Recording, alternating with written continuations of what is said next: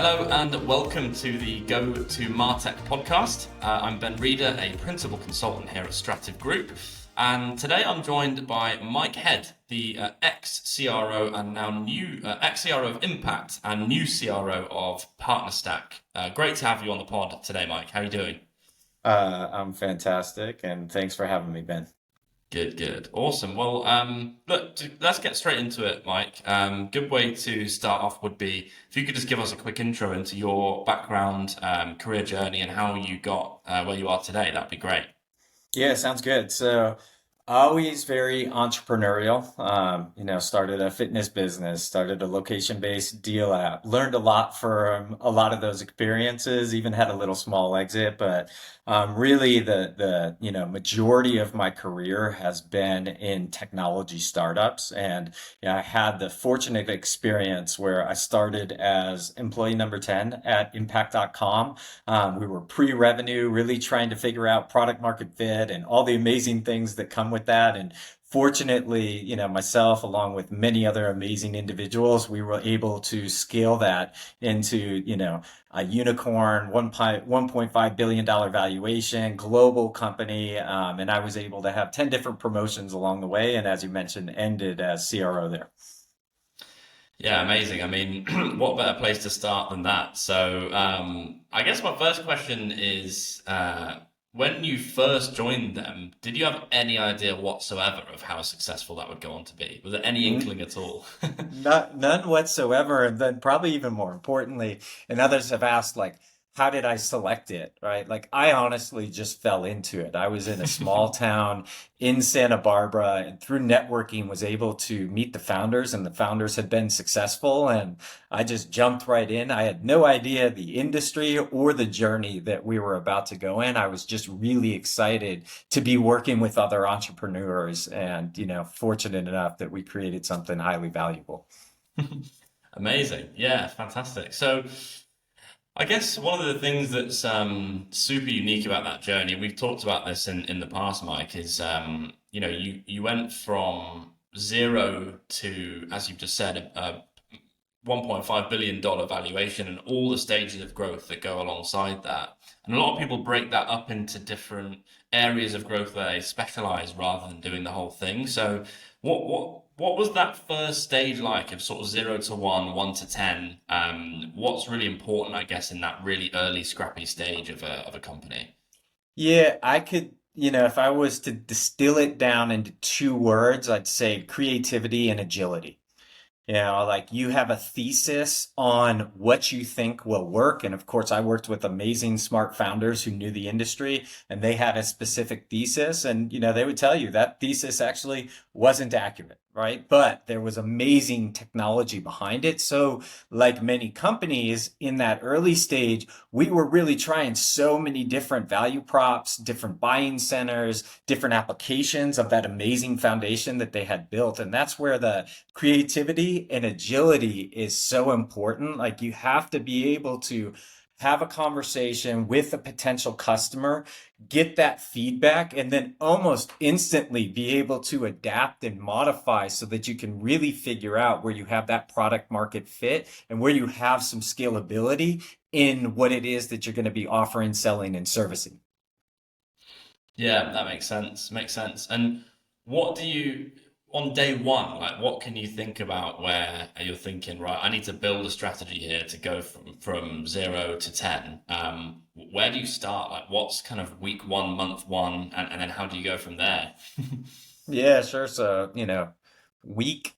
So I broke it into my first 2 weeks. So my first role was an account executive. I was their Mm. second account executive. And so I said, I am going to be speaking to customers on the first day of my third week. So how do I get to a place where I can actually do that? One, I needed to do as much as I could to learn the technology and the industry. And so I did everything I could to listen to those founders, to hear how they were talking about things, to have embrace my inner curiosity so that I could learn as much about the industry. But then also we had no frameworks, we had no scripts, we had nothing. marketing, right? We didn't even have dialed in accounts that I was supposed to go through. And so I then really had to start to think, because at that point in time, I was focused on the entire US market. And so I also had to start building, all right, I'm going to have to cold call and get some meetings going, right? And I'm going to have to send emails. And so I had to build those email templates. I had to build the cold call scripts.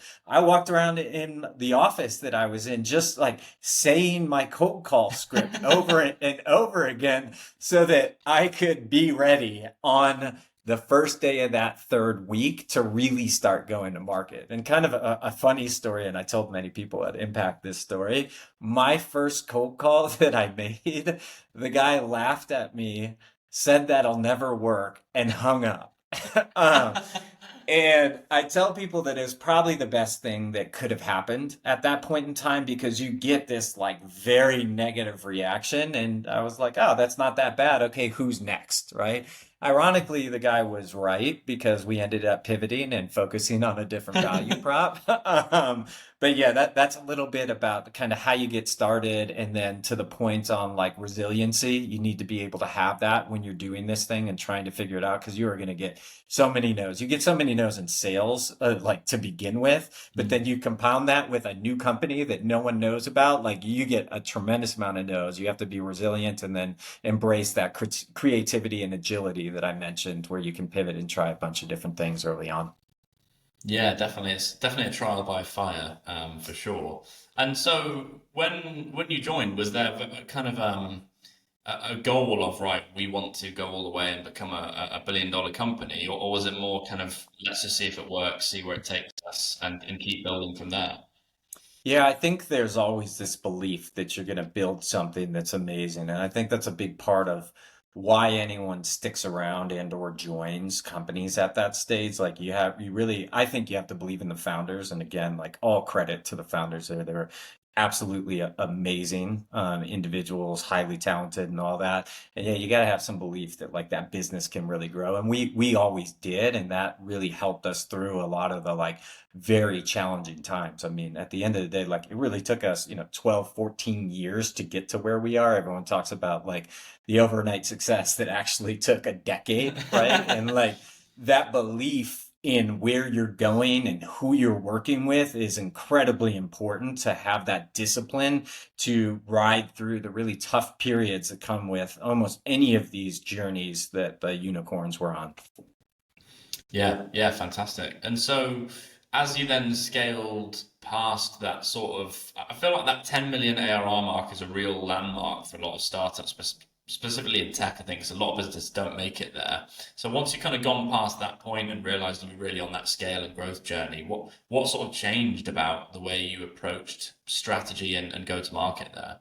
Sure. Yeah, there's a couple. So once you get past there, there's more capital, right? So that changes, how you can go to market. You can do more tests. You can try a bunch of different things. You have to pare back some of the creativity and agility, right? Because at that point, now you've found some momentum and found something that really works. And so now you're really starting to think about the systems, the processes, the enablement to make sure that you can consistently execute that playbook that got you to the 10 million in ARR. You got to have the right dashboards, the right enablement, the right coaching and frameworks around it, the right accounts that you're going after, and probably most importantly, the right people. Right. You have to, and that is one of the things that we found along the journey. There's different types of people that work well for different stages. In the early stage, that 0 to 10, you need people that want to try different things and do it over and like come up with new ideas and embrace those new ideas. But then as you're starting to scale, you need more people that like want to execute that machine that you've built and be very comfortable in executing that machine overall. So those are a couple of the different things that changed as we started to scale overall. Yeah, nice. Fantastic. And I know something else that you have a lot of experience with, is kind of partnerships, really, and how partnerships can form part of the go-to-market strategy. I feel it's something that gets talked about a lot, but is often quite nebulous, a bit kind of undefined, perhaps a bit underbaked in terms of strategy. So, as someone who spent a lot of time in and around partnerships, what do you think companies need to think about on a baseline perspective when they're considering, firstly, if, and secondly, how to actually use partnerships to benefit their business? Sure. Yeah. And one of the reasons I'm in my new role at CRO at Partnerstack is because of my belief in partnerships overall and that experience and how we utilized partnerships at Impact. And, in general, broadly in the industry, if you get partnerships right, it can be your most efficient go-to-market channel. Right. And we played around with all different things. We built a big BDR team. We had a lot of marketing. We had a lot of partnerships. But to your question around, what works, how do you need to think about things? You really need to think about what are the right types of partners for a SaaS business. And broadly, they will sit in categories. There's technology partners, and technology partners have a certain value that they can provide. They can, reduce your time to value because the integrations can be much faster. They can make your platform more usable, and they can also potentially be sources of business where you can be, helping one another grow overall. But you need to have the right framework around how you're thinking about technology partners specifically for that to be successful. If you have the wrong expectations for them, you may miss out on the value that they can provide. And the wrong expectation tends to be more of like, oh, they need to send us business, right? Which there may be some that can do that, but there's a lot of value in technology partnerships that is above and beyond just the ability to send you business. So the right framework around that, and then also the right ability to integrate with technology partners that makes it super easy. And so you need to have the chief product officer and the CTO already always bought in to that strategy so that you can accelerate those types of partnerships. There's also a couple different frameworks to think around who actually could send you business, where are they in the buyer's journey relative to you, and that can help you really pinpoint and isolate which partners would be good for you to work with versus which partners may be good for you to just do an integration with. Then there's a whole set of partners outside of the technology, right? There's agencies that work in technology ecosystem. There's consultants, there's influencers, there's former executives. Like there's so many different types of partners who have access to your ideal buyer and that could help you grow your business. And so again, thinking about who are the best types of partners, how can I cast a relatively wide net and start testing with a couple of different ones and then see where I'm going to double down and actually invest a lot of resources. So those are some frameworks to think about it. But I'll end with the most important thing is, do you have executive buy-in? Right? Do you have executive buy-in and budget around the partnership strategy where they're willing to invest the appropriate amount, understand the right KPIs for the partnership program so that you can get enough time to be able to build and prove the value of the overall partnership program? And the fortunate thing, definitely, in my previous experience, we always had that. We always had that right level of buy-in so that we could go in and execute the right frameworks and, build the right types of partnerships that were long-lasting, highly accretive to our business, and very efficient for our overall go-to-market. Yeah, absolutely. So, what are some of the things that you see people get wrong in partnerships? Like, what are the most common mistakes that people make where they end up wasting a lot of time or resources on partnerships that don't produce any value? So the wrong partnership is one of those, absolutely, right? Like there can be some big, really exciting companies that you think, wow, if we had a partnership with them, like we'd be able to really scale. But the reality is breaking through and having partnerships with some of the larger companies is really challenging, and so making sure that you're selecting the right type of partners at the right size is really important overall. So that's one, picking the right partners. Two, thinking about all the cross-departmental work that needs to happen to make partnerships happen, right? If a partnership team just lives in a silo or is spread across too many different departments, that can really hamper any organization's ability to be able to do partnerships at scale. And kind of compounded with that can be conflicting KPIs. And so if you have certain KPIs for, say, marketing that don't align with the partnership goals, you end up getting a lot of friction and really a lot of no action in executing your partnerships overall. Like you have to be able to think about a KPI that's shared across all the teams, as well as budget that is able to be free flowing across the different teams and departments so that when there is a great partnership opportunity, you have that agility to actually deploy the right budget, celebrate the success across the different departments. So again, the overall partnership can be successful. Cool. Yeah, perfect. And I guess in a lot of cases, particularly with the kind of partners who are particularly strong in your market, for example, you might be competing internally with that partner against other providers that do a similar thing to yourself, right? And it's almost up to that partner to choose whether they want to sell your platform or somebody else's. So is there anything in particular businesses can do or reflect on to make themselves more attractive to partners? Yeah, great question there. So one, it's why your BD team's ability to sell your company is incredibly important, Mm. right? And thinking about like sometimes sales enablement just focuses on the account executives, but you should make sure that you're focusing as much on the BD side of things so that they can really, get these companies interested.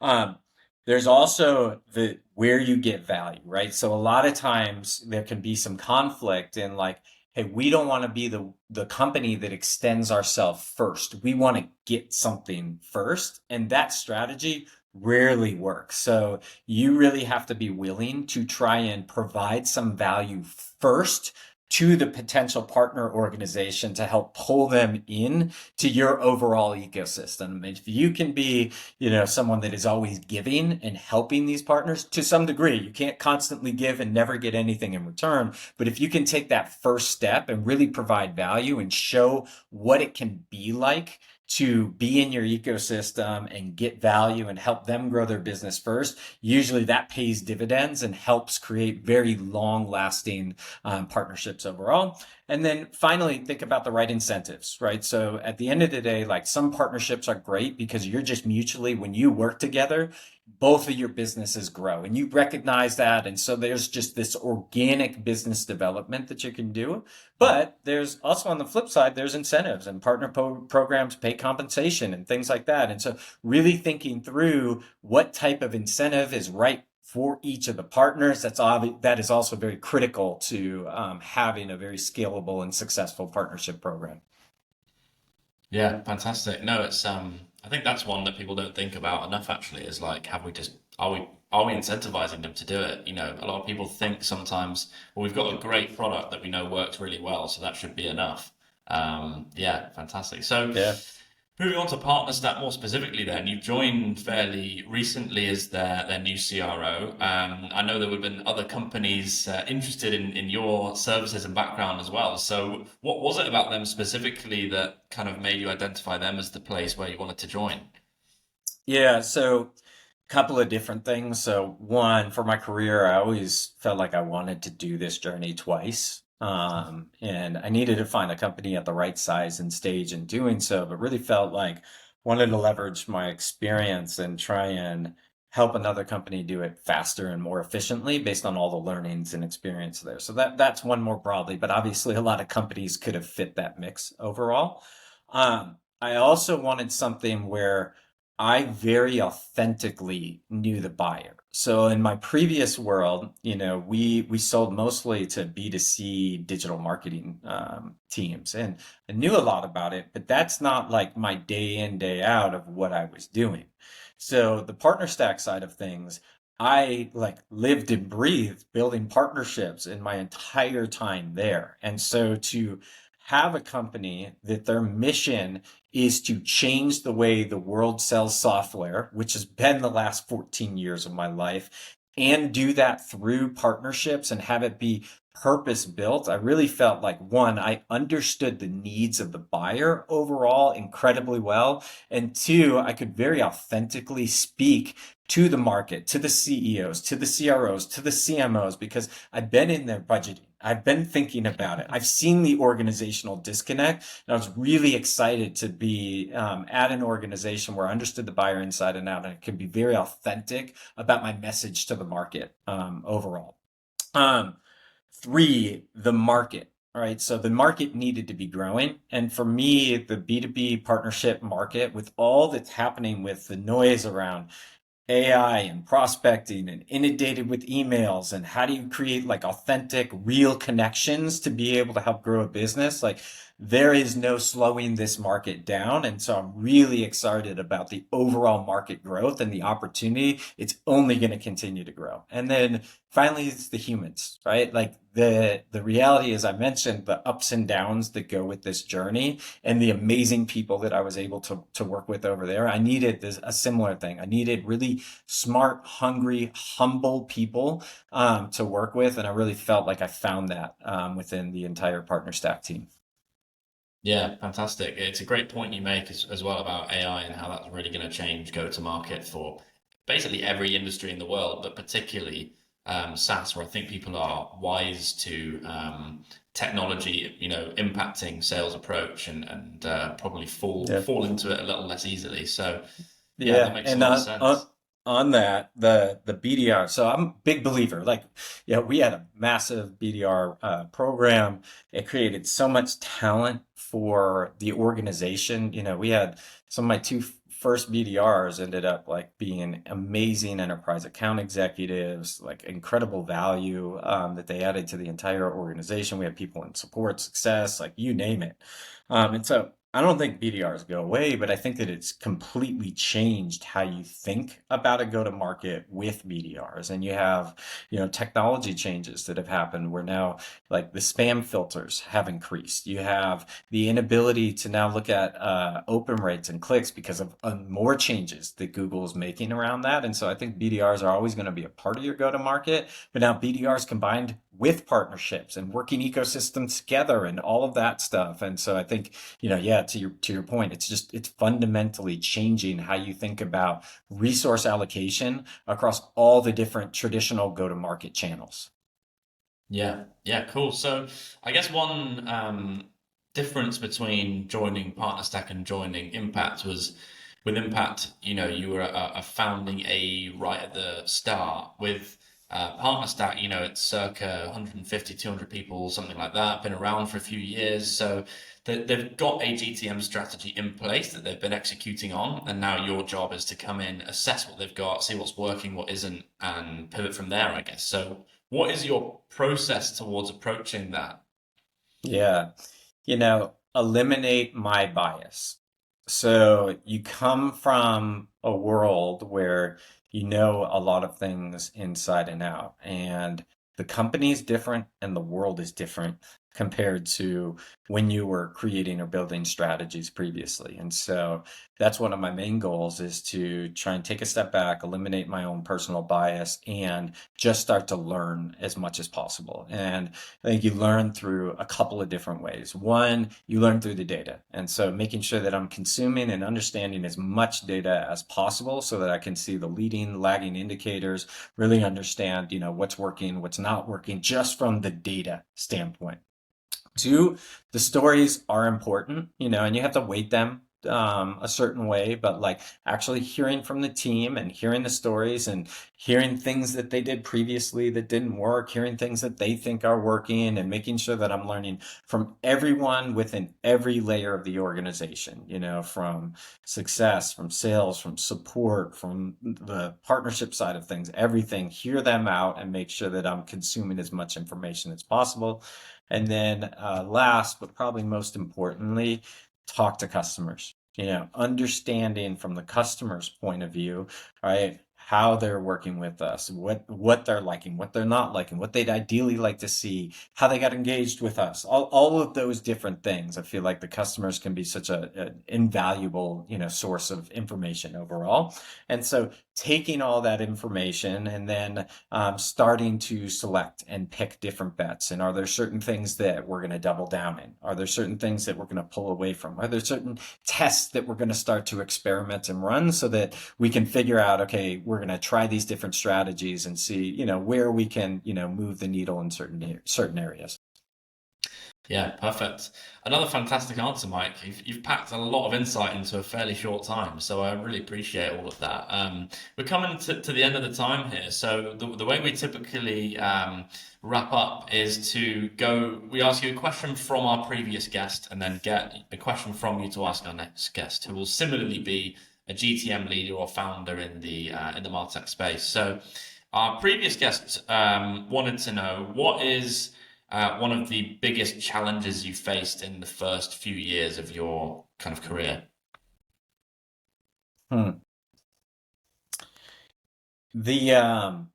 Probably the biggest challenge for me was I came from a completely different industry and I was surrounded by a lot of people who were industry experts. And so, people talk about imposter syndrome, or if you want to call it like more of a lack of confidence or a chip on my shoulder, right? Because I was always perceived as not having a similar type of knowledge. And so I thought that hurt me in certain areas, but also helped me because it gave me this like chip on my shoulder that I always wanted to constantly prove myself. And then I was put into new positions that I'd never done before. And so I was just constantly trying to make sure that I was, pushing and proving myself and I guess overcoming that imposter syndrome.